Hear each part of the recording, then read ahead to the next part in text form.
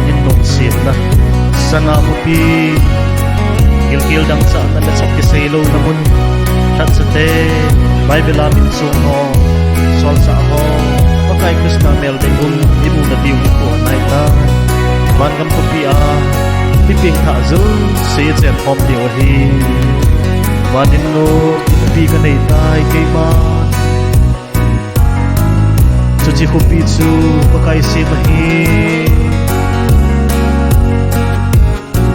sap leng vaihom genthei kikhen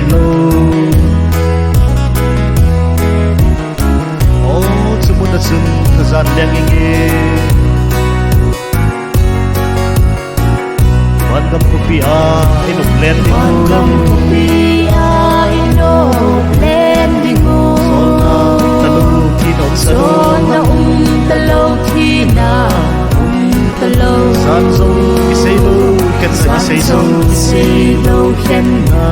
kiseilou pengthah jouse chenna gam'a pengthah jouse chenna gam'a Vangam mi tahsan chate ho innom Mod bang kisilin thazan kilengin Leilavan lalna litna pakaya Oh athing tit kiba joitate Vangam khopi ai inoplen dingu Vangam khopi a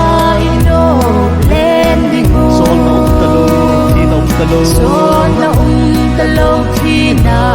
umtalou san jong kiseilou san jong kiseilou khenna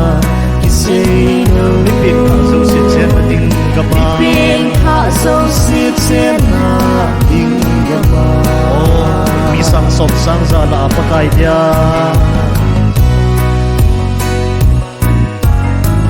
hen su min te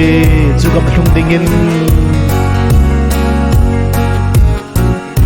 hoi na hlek boy thep na hlek boy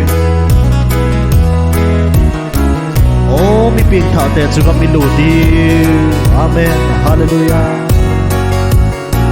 Vangam khopi a inoplen dingu Vangam khopi a inoplen dingu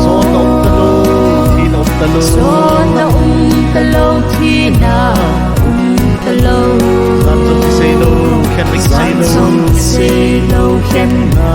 kiseilou pengthah jouse chenna gam'a pengthah jouse chenna gam'a kangalel chuga minnom ka thunding Ihatpa Pakai deyum kamuding at sisa ngay chen sumay kikimding oh mithing Bible mitsum kamudiw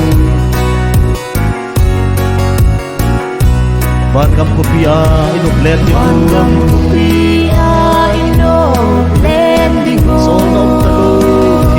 Cholna umtalou thina umtalou san jong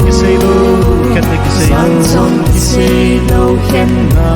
kiseilou pengthah jouse chenna gam'a pengthah jouse chenna gam'a amen